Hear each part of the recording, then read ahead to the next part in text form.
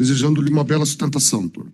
Obrigado pela palavra, senhor presidente. Na sua pessoa aqui, saúdo os demais julgadores, colegas, servidores e parabenizo também o doutor Rafael pelas palavras.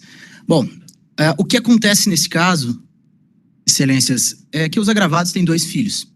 A Graziela e o Gael, de 2 e 6 anos. E eles moravam em uma casa em Araucária, mas devido à falta de segurança, a assaltos, decidiram mudar para um prédio com condomínio. E receberam um anúncio da incorporadora, Gravante, sobre o apartamento objeto dessa ação.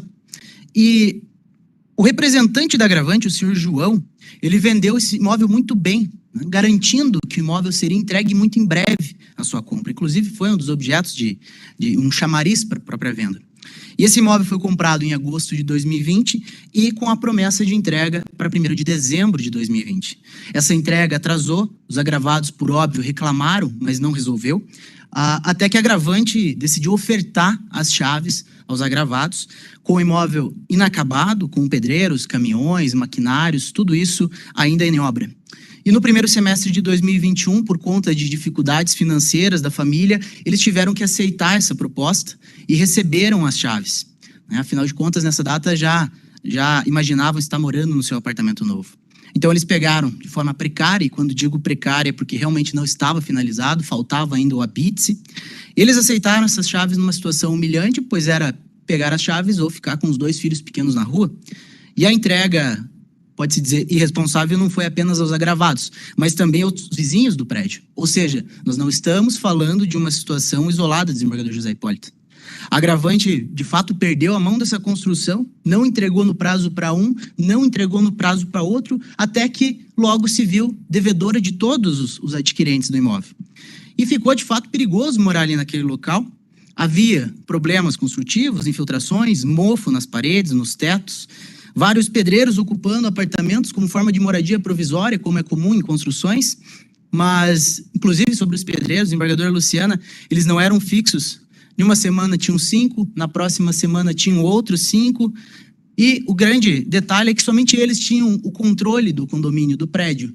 Portanto, e é evidente que depois de tudo isso que aconteceu com essa família, haveria cobrança do consumidor, afinal pagaram por imóvel concluído, com uma promessa específica. E a Gravante ficou incomodada e simplesmente, por motivos particulares, parou de responder. E o que eu quero mostrar para vocês com isso é realmente como ficou hostil esse ambiente para moradia. E tudo isso que deveria ter sido feito em 2020 estava na mesma situação.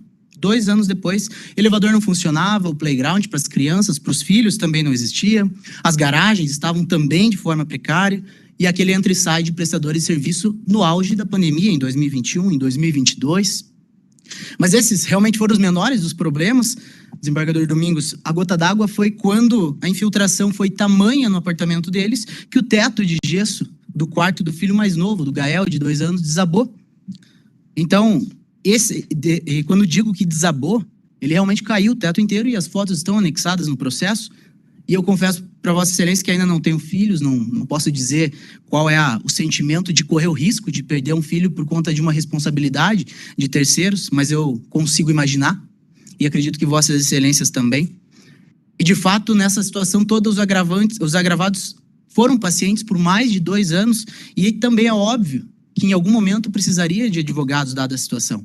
E por uma precaução, por cuidado, por zelo, sabendo que uma ação judicial demora, eles contrataram um engenheiro para realizar um laudo pericial e somente depois ajuizaram a ação para conceder não apenas a segurança jurídica, mas também a segurança da própria família.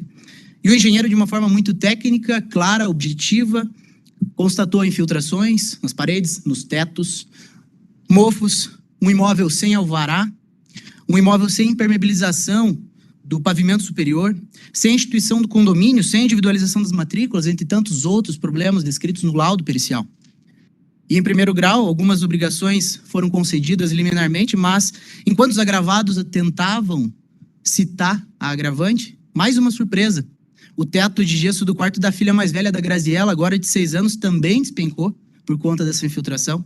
E, mais uma vez, graças a Deus, ela não estava lá. Mas, como se tudo isso não fosse ainda suficiente, dias depois, o teto da própria garagem do prédio também caiu.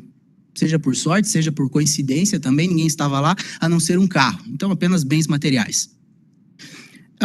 E, excelências, com isso, nós conseguimos constatar 2 pontos importantes. O primeiro deles é que não é uma situação isolada, como faz crer agravante.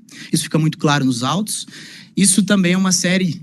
E segundo, isso tudo é uma consequência de uma série de vícios construtivos no imóvel que certamente serão comprovados na perícia.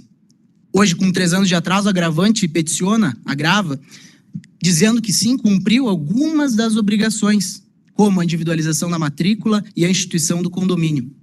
E que bom, já era hora, depois de 2 anos, mas e as obrigações que deveria ter cumprido em 2020? E as obrigações que ainda não cumpriu? A eminente relatora suspendeu parcialmente os efeitos dessa decisão agravada em primeiro grau, é verdade, mas eu acredito que após as contrarrazões e os meus humildes argumentos nessa tribuna, o julgamento de mérito desse recurso será clareado de fato e terá seu provimento negado. E analisando a jurisprudência desse tribunal, inclusive dessa egrégia turma, eu acredito que o entrave que nós chegamos aqui é justamente o receio de que, se mantida essa liminar em primeiro grau, para agravante realizar os reparos no imóvel, uma futura perícia seria impossibilitada ou prejudicada. Mas eu também peço para que vossas excelências pensem e reflitam sobre o tempo que isso tudo pode demorar. Nós não estamos falando de uma simples infiltração na parede, o teto dos quartos caiu, o teto da garagem caiu, e de fato não quero soar nenhum alarmismo aqui, mas e se o mesmo cenário acontecer na sala, na cozinha, no outro quarto, ou o elevador cair, algo pior?